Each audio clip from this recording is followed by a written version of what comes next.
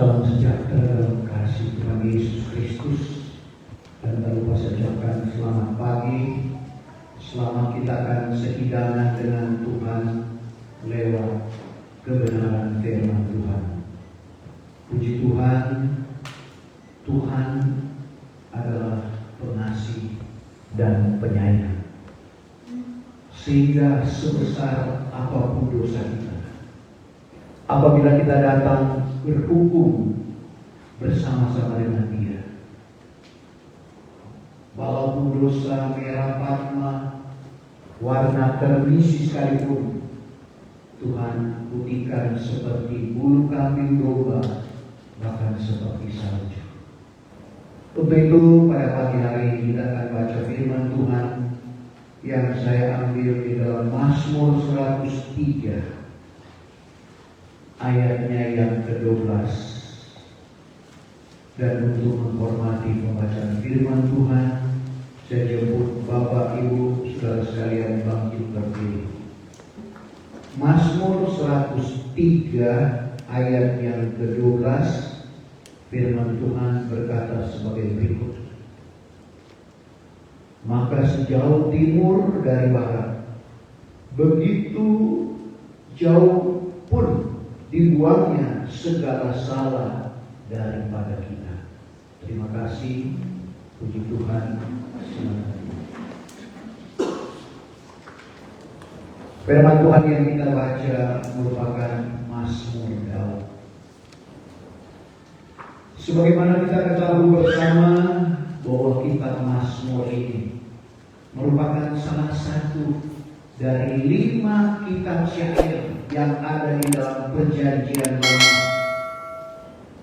yang dimulai dari Ayub berbicara tentang berkat melalui sengsara, Mazmur berbicara tentang doa melalui puji-pujian, Amsal berbicara tentang hikmat melalui pepatah, Al-Khatib atau pengkhotbah, kesungguhan di atas kesia-siaan. Segala sesuatu yang ada di dalam dunia ini sia-sia adanya. Sirul Asar Sulaiman atau Kidung Agung, kemuliaan melalui persekutuan atau juga disebut buku kekasih. Dan kelima kitab syair ini menceritakan perjalanan iman kita orang percaya di ujung akhir zaman ini sampai menjadi kekasihnya Tuhan. Karena itulah tujuan Tuhan memanggil Bapak Ibu saya dan saudara, sehingga kita menjadi pengantinnya Tuhan yang akan menikah secara rohani dengan Tuhan. Untuk itu, untuk sampai ke sana kita harus mempersiapkan diri. Karena Wahyu 19 ayat 7, ketika kawin anak domba sudah tiba, istrinya, pengantinnya sudah bersedia. Siapakah anak domba itu? Anak domba tidak lain adalah Tuhan Yesus Kristus yang dikatakan, lihatlah anak domba Allah yang mengangkut dosa isi dunia. Lalu siapa pengantinnya?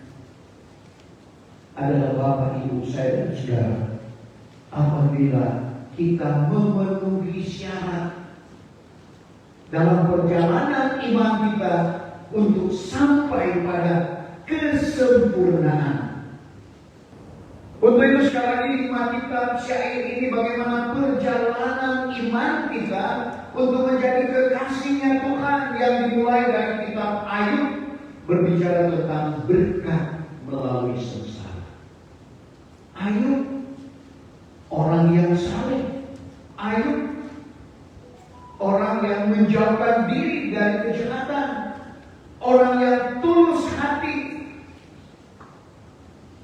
Karena kalau kita baca Ayub 1 ayat 1, siapakah Ayub itu? Ayub 1 ayat 1, seorang pula. Maka dahulu adalah di tanah Uz seorang laki-laki yang bernama Ayub. Maka orang itu tulus hatinya dan saleh. Tulus hatinya dan saleh. Lagi takut akan Allah. Takut akan Allah. Dan dijauhkan dirinya daripada jahat. Dijauhkan dirinya daripada yang jahat.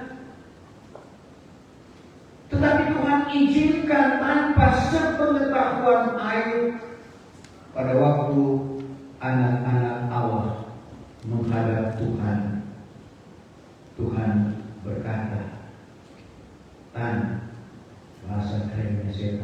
bagaimana? Beridak-idak di permukaan bumi. Sudahkah kau melihat hamba-Ku Ayub? Mendengar kata Ayub. Iblis tahu bahwa segala sesuatu yang ada padanya dipagari oleh Tuhan. Bahkan apa yang dikerjakan dibuat Tuhan berhasil. Tapi tanpa sepengetahuan Ayub juga, Tuhan izinkan iblis untuk menggoda akan Ayub. Ayub dicobai bukan karena kesalahan, tapi dia diuji oleh Tuhan. Bagaimana kesetiaannya? Apakah di dalam kepicikannya dia tetap dengan Tuhan? Dan ternyata Ayub di dalam kekayaannya dia tetap dengan Tuhan. Di dalam kemiskinan, kepicikannya dia tetap dengan Tuhan. Karena ada orang waktu kaya dia tetap dengan Tuhan, tapi pada waktu miskin dia jauh dari Tuhan. Ada juga sebaliknya. Waktu miskin dekat dengan Tuhan, setia berdoa dan berbakti. Setelah diberkati, setelah sudah kaya, tinggalkan Tuhan. Tapi Ayub di dalam kekayaannya dia tetap dengan Tuhan. Di dalam kemiskinan dan kepicikannya dia tetap dengan Tuhan, karena segala sesuatu yang ada padanya, termasuk anak-anaknya pada meninggal dunia. Bayangkan, semua anaknya meninggal.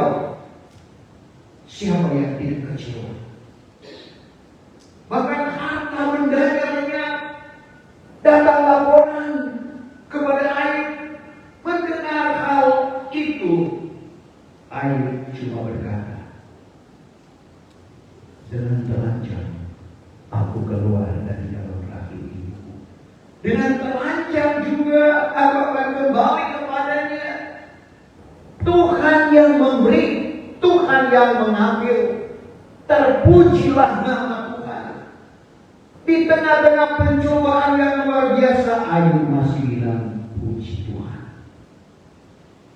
Ternyata tidak hanya sampai di situ. Setelah ujian pertama, Bapak Ibu Saudara, muncul ujian yang kedua. Dalam pasal pertama, anak-anaknya, harta bendanya lenyap. Pada pasal kedua, giliran penyakit yang menggerogoti tubuhnya, sehingga istrinya berkata, Ayub, masihkah engkau tulus kepada Allahmu? Hujatlah ia lalu kau mati. Tentunya ada alasan dari istri Ayub, karena dia tidak mau melihat suaminya menderita.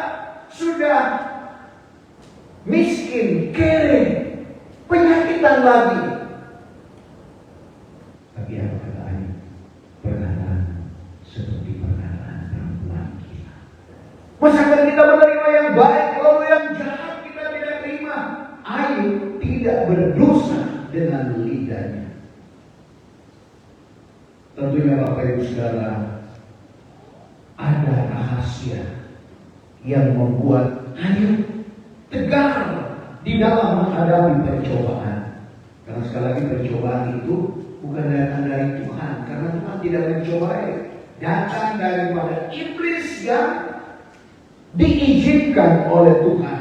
Sebab itu Yakobus mengungkapkan, Yakobus 1 ayat 12, berbahagialah orang yang tahan menanggung segala pencobaan. Dan apabila kena pencobaan, kita berkata, aku kena pencobaan Tuhan.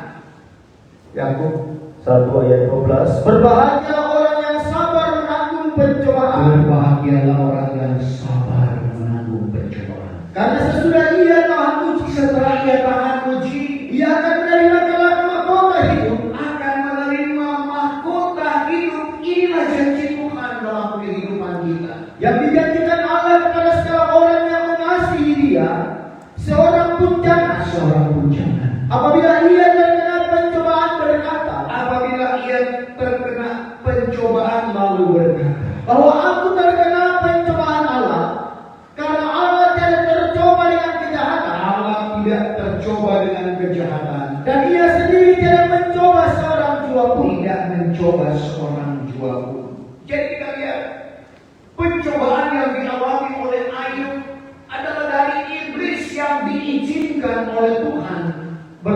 dalam kehidupannya. Karena dia saleh, tulus, menjauhkan diri dari kejahatan. Dan sebagaimana yang saya katakan tadi, setidak-tidaknya ada 3 poin yang membuat Ayub dapat menanggulangi atau mengatasi ujian atau pencobaan yang menimpa kehidupannya. Pertama, kita baca dalam pasal yang ke-6 ayat yang ke-10. Ada penghiburan di dalam penderitaannya. Ayub 6 ayat yang ke-10. Hanya penghiburan ini jiwa yang tinggal padaku. Ini penghiburan Ayub yang ada padanya. Dan ia itu menjadi kesukaanku dalam kesukaran ini. Menjadi kesukaan di dalam kesukaan. Jikalau tiada ia sayang akan aku, maka tiada pernah aku mungkir hukum yang maha suci. Pertama, dia tidak mungkir atau tidak menyangkal akan firman yang maha suci. Artinya dia mau tetap firman Allah itu ada di dalam kehidupannya. Dan ini menjadi peringatan di dalam kehidupan kita. Apabila kita jatuh dalam pencobaan, jangan kita salahkan diri kita, jangan kita salahkan orang lain, apalagi mesalahkan Tuhan. Segala sesuatu yang terjadi di dalam kehidupan kita atas izin Tuhan. Sehingga kita lihat yang kedua, dia tidak mengesampingkan atau menyebelahkan kebenaran firman Tuhan. Berarti dia mengutamakan firman. Dalam pasal yang ke-12 ayat 23 Ayub 23 ayat 12. ayat yang ke-12. Tiada pernah aku menyebelahkan firman yang terbit padanya. Tidak pernah aku mengesampingkan, menyebelahkan firman yang terbit daripadanya. Melainkan sudah bertaruh akan segala kata lidahnya. Dia sudah taruh kata lidah atau firman Tuhan. Terlebih daripada taruh akan penghidupanku. Lebih daripada kehidupannya, berarti firman Tuhan segala-galanya di dalam kehidupannya. Dan yang ketiga, dia menutupi ketelanjangannya dengan kebenaran. Bahkan dia pakaikan selimut. Jadi ada 2 lapis, pakaian kebenaran, selimut dan serban keadilan. Dalam pasal 29 ayat 14. Aku sudah berpakaikan kebenaran. Aku sudah berpakaikan kebenaran. Yang bagimu akan pakaian. Keadilan sudah menjadi baju selimutku. Keadilan sudah menjadi baju selimutku. Dan lagi serbanku. Serbanku. Berarti dia tutupi kehidupannya dengan firman Tuhan dan keadilan. Inilah yang menyebabkan Ayub dapat bertahan di dalam pencobaan yang luar biasa. Sehingga dalam pasal yang 42 ayat 10, apa yang pernah ada pada Ayub Tuhan kembalikan 2 kali ganda. 10. Setelah sudah dipinta Ayub doa akan sahabatnya, dibalas Tuhan baik akan dia sekedar segala kerugiannya, dan pada segala yang dahulu Ayub punya, segala yang Ayub punya itu ditambahkan Tuhan 2 kali ganda. Tambahkan 2 kali ganda. Untuk itu Ayub berbicara tentang berkat melalui sengsara. Begitu juga dengan kehidupan Bapak Ibu saya dan saudara. Dan akhirnya kalau kita lewati itu, kita akan memuji, memuliakan dan mengagungkan kebesaran Tuhan.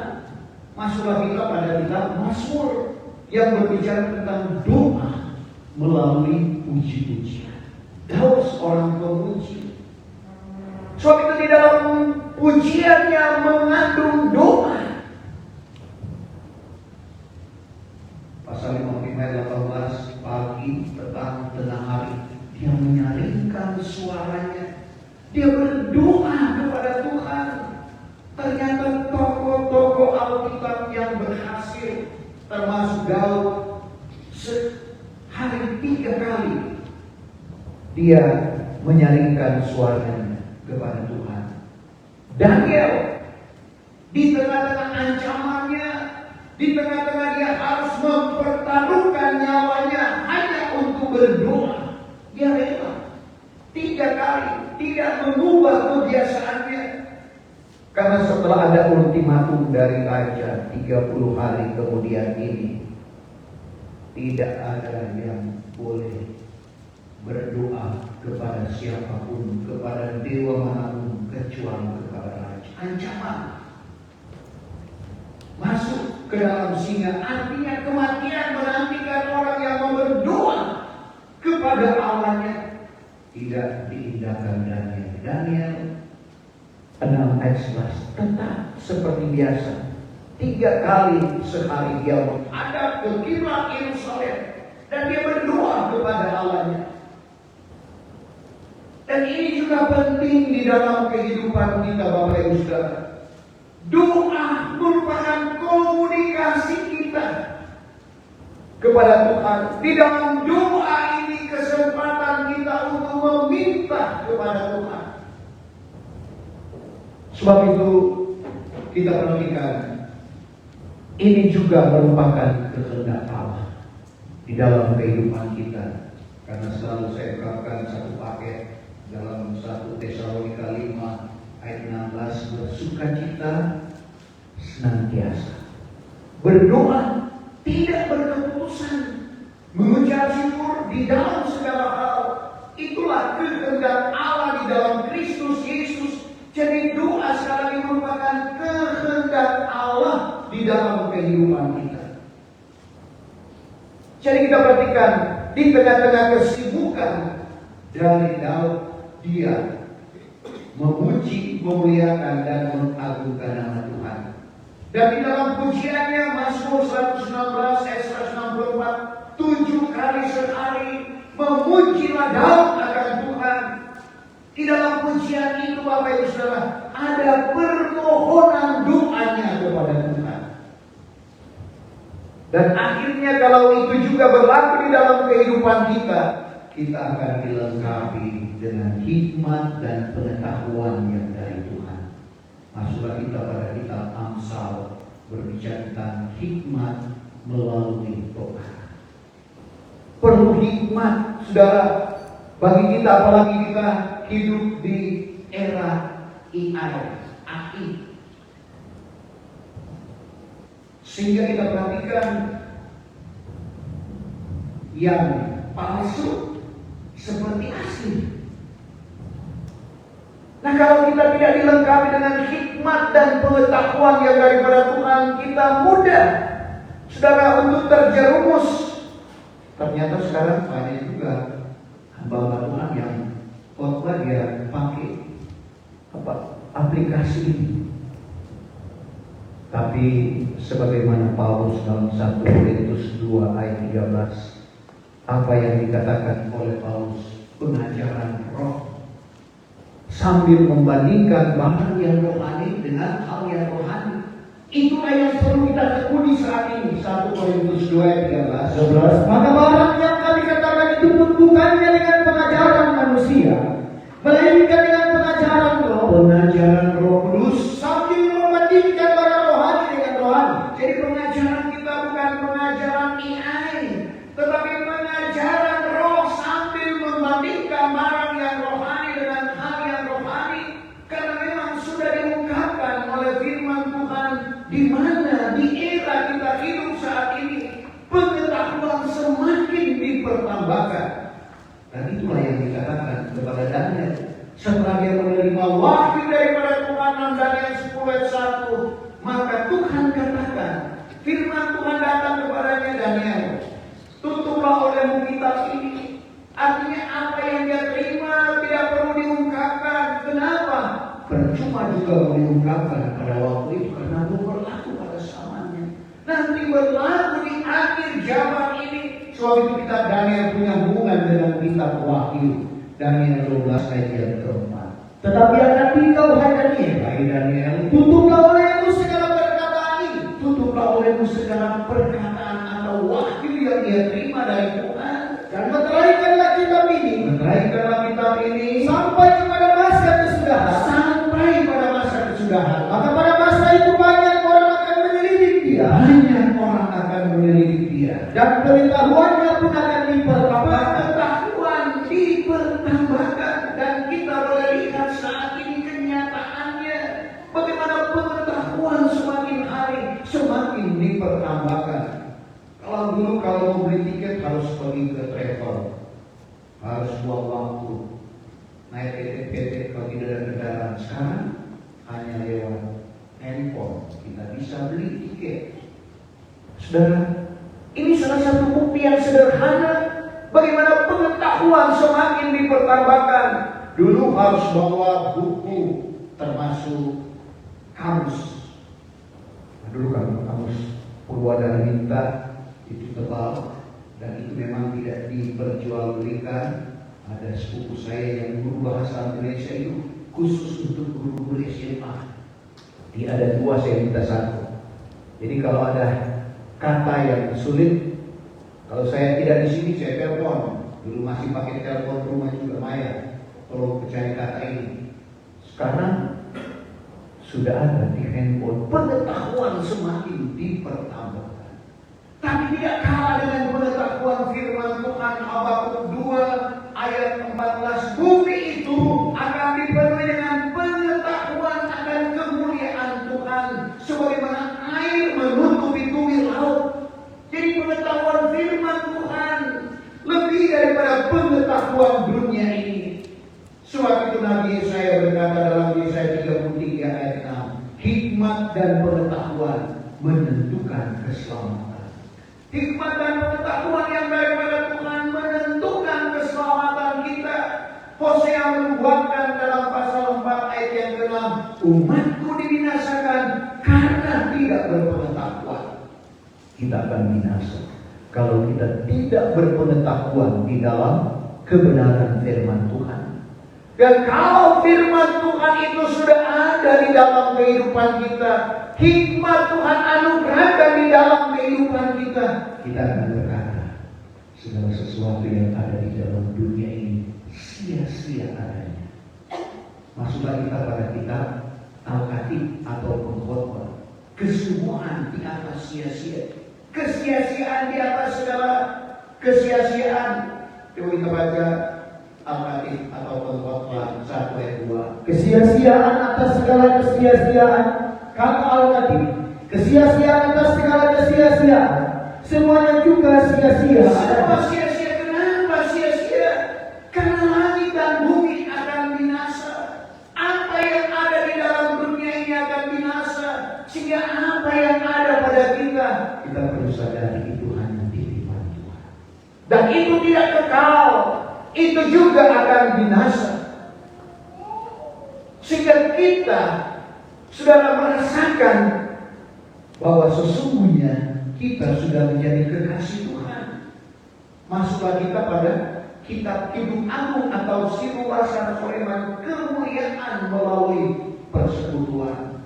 Sehingga dengan kebenaran firman Tuhan kita tahu bahwa kita akan dibawa pada kesempurnaan. Sebab itu sekarang kita sementara menyelidiki hukum yang sempurna, karena hanya hukum yang sempurna itulah yang akan membawa kita kepada kesempurnaan. Sebab itu berbahagia bagi kita yang menyelidiki hukum yang sempurna ini.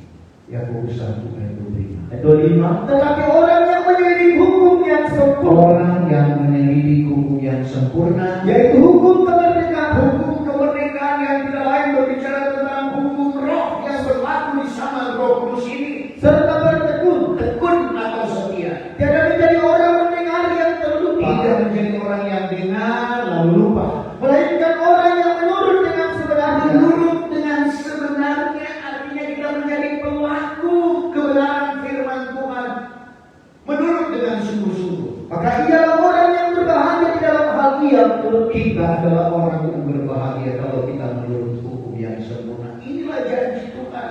Karena kita bukan hanya sekedar diselamatkan, tapi kita akan menjadi pengantinnya Tuhan yang akan memerintah baik di dalam 1000 tahun masa damai maupun di bumi baru, langit baru, Yerusalem baru yang akan turun dari surga, kekal selama-lamanya. Bapak Ibu Saudara, kita kembali ke ayat firman Tuhan yang kita baca. Maka sejauh timur dari barat, begitu jauh pun dibuangnya segala salah daripada kita. Saudara, kalau kita baca Mazmur 103 ini, sebenarnya ini ditujukan kepada dirinya sendiri. Daud mengungkapkan firman Tuhan dan ditujukan kepada dirinya.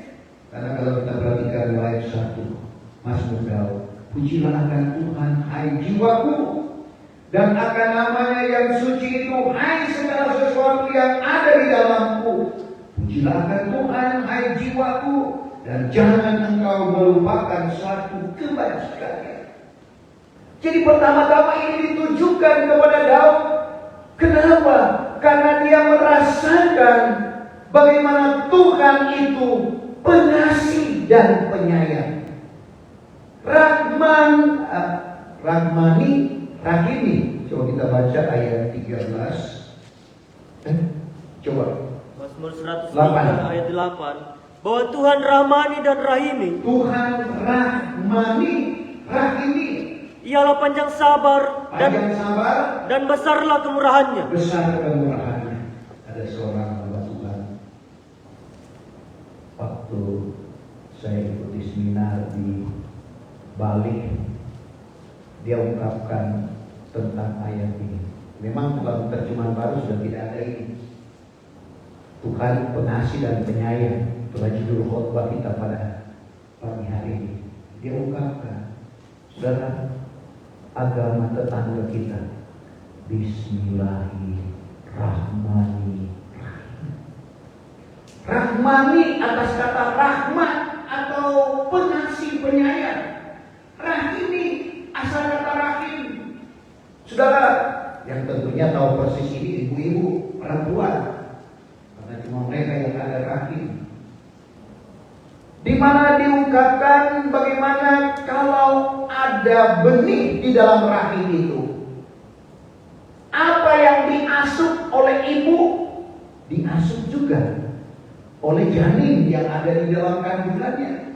Itulah gambaran Daud tentang kehidupan kita. Dia Allah yang rahmat, pengasih penyayang. Rahimi, apa yang dia punya itu juga yang dia anugerahkan di dalam setiap kehidupan kita. Ini pengalaman Daud, meskipun sebagai manusia biasa Daud juga punya kelemahan, punya kekurangan. Saudara, bayangkan dia bisa mengambil istri panglima perangnya dan dia membunuh panglima perang itu dengan kelicikannya. Sudah dia ambil istrinya, dia bunuh secara tidak langsung akan suaminya. Tapi Tuhan tidak membiarkan. Itulah Tuhan. Dia panjang sabar, dia tidak mau Daud untuk hidup terus di dalam dosa. Maka Tuhan mengutus Nathan dengan hikmat yang Tuhan anugerahkan di dalam kehidupannya. Dia berikan perumpamaan, ada satu orang yang kaya, punya banyak lembu, punya banyak domba. Ada orang miskin yang punya domba cuma satu, dan dia anggap itu sebagai anaknya. Ada orang juga yang seperti itu, karena dia pelihara dari kecil. Sama dengan orang yang di entrekan itu yang pernah mungkin lihat TikTok, hiu, kerbau dianggap sebagai anaknya, dia pakaikan selimut. Dan ini ada diceritakan oleh Tuhan sendiri melalui Nathan nasihat. Jadi ada orang miskin ini cuma satu dombanya, dia anggap itu juga sebagai anaknya. Lalu kedatangan tamu ini orang kaya. Dia tidak sembeli apa yang ada padanya, lembu itu atau domba yang ada padanya. Dia ambil domba yang satu-satunya yang ada pada orang miskin ini? Daud langsung menjawab, tak dapat tiada. Orang itu harus mati dibunuh. Nathan dengan santainya menjawab, Tuhanlah orang. Daud menyadari kesalahannya. Dia kembali kepada Tuhan. Jadi kita perhatikan, kehidupan kita ini bisa dipakai oleh Tuhan, bisa juga dipakai oleh kuasa kegelapan. Sama dengan Petrus. Dia dipakai oleh Tuhan, tapi seketika itu juga dia dipakai oleh kuasa kegelapan. Karena pada waktu dia menjawab pertanyaan yang disampaikan oleh Tuhan kepada murid-muridnya, Tuhanlah anak Allah yang hidup. Karena dalam Matius 16 ayat 13 pertama Tuhan berkata kepada murid-muridnya, menurut kata orang, siapakah anak manusia? Jadi ini kata orang. Pertanyaan ini datang kepada murid-muridnya. Menurut kata orang, siapakah anak manusia? Ada yang bilang dia Yohanes Pembaptis, Elia, Yeremia, salah satu dari antara para nabi. Lalu pertanyaan kedua, menurut kamu siapakah aku ini? Petrus yang menjawab, Tuhanlah anak Allah yang hidup. Dan Tuhan berkata, Petrus, bukan kau, tapi Allah yang ada padamu. Waktu itu Tuhan memakai akan kehidupan Petrus. Tapi tidak berselang beberapa waktu dalam Pentikot selanjutnya, Tuhan bilang, hai iblis. Jadi kita perhatikan dalam Matius 16 ayatnya yang ke 21 mulai. Daripada masa itu mulailah Yesus menyatakan kepada murid-muridnya bahwa ia wajib pergi ke Yerusalem, lalu merasai banyak sengsara daripada orang tua-tua.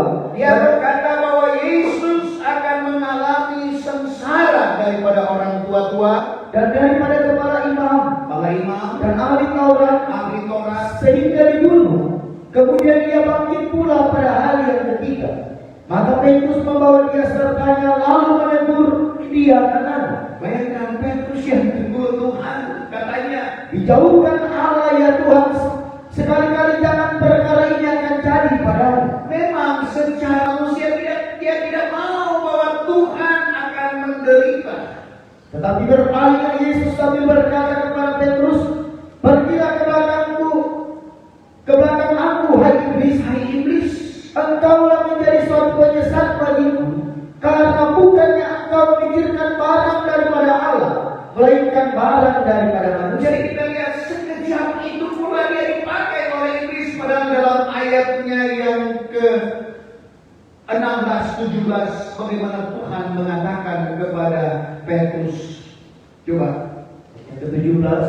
Lalu jawab Yesus serta berkata kepadanya, berbahagialah engkau hai Simon anak Yunus. Berbahagialah engkau hai Simon anak Yunus. Karena bukan keadaan manusia yang menyatakan hal itu kepadamu, bukan keadaan manusia yang menyatakan itu kepadamu, melainkan Bapakmu yang di surga. Bapa di surga. Jadi kita perhatikan kehidupan kita pun demikian. Bisa kita dipakai oleh Tuhan, bisa juga kita seketika itu juga dipakai oleh iblis. Sebab itu kita perlu berjaga. Boleh marah, tapi jangan berbuat dosa. Jangan kemarahan kita sampai matahari tenggelam. Artinya jangan kita marah sampai matahari kebenaran yang ada di dalam kehidupan kita hilang. Karena kadang-kadang kalau orang sudah marah, sudah hilang kebenaran. Coba Efesus 4 ayat 26. Biarlah kamu marah boleh, tetapi jangan berbuat dosa. Jangan kamu simpan kemarahanmu sehingga matahari masuk. Jangan simpan kemarahanmu sampai matahari kebenaran tenggelam di dalam kehidupan kita. Jangan kamu beri tempat kepada iblis. Jangan kita beri tempat kepada iblis.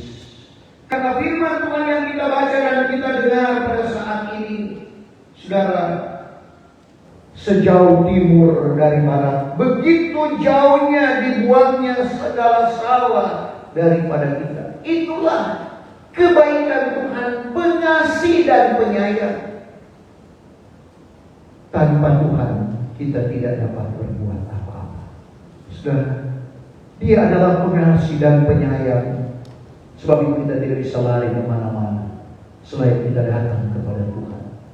Dalam pembukaan tadi, apa yang diungkapkan oleh Nabi Yesaya, dosa seperti merah padma, seperti kermisi sekalipun, kalau kita datang berhukum bersama-sama dengan Tuhan, saudara, Tuhan tidak akan biarkan kehidupan kita.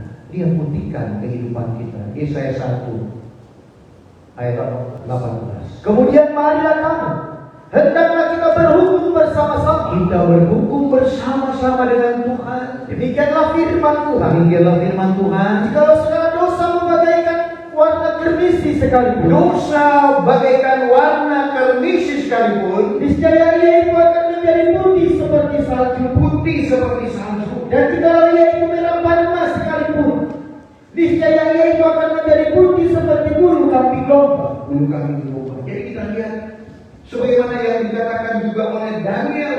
Kita perhatikan dalam Daniel pasalnya yang ke-11 kalau tidak salah. Daniel 12 ayatnya yang ke-10, bagaimana dia putihkan, dia bersihkan, saudara. Ayat 10, supaya banyak orang disucikan dan diputihkan dan dibersihkan, dibersihkan, supaya segala orang fasik berbuat busuk dan tiada bertobat daripada busuknya, dan orang yang berbudi itu berlaku dengan budinya. Orang yang berbudi berlaku dengan budinya, karena dia sucikan kita, dia bersihkan akan kehidupan kita, dia putihkan segala salah dan dosa kita, asalkan kita mau datang kepada Tuhan. Tuhan kiranya memberkati firman-Nya pada pagi hari ini. Kita akan masuk di dalam perjamuan suci. Kita akan baca Yohanes pasal yang ke-6 ayatnya yang ke-48 mulai.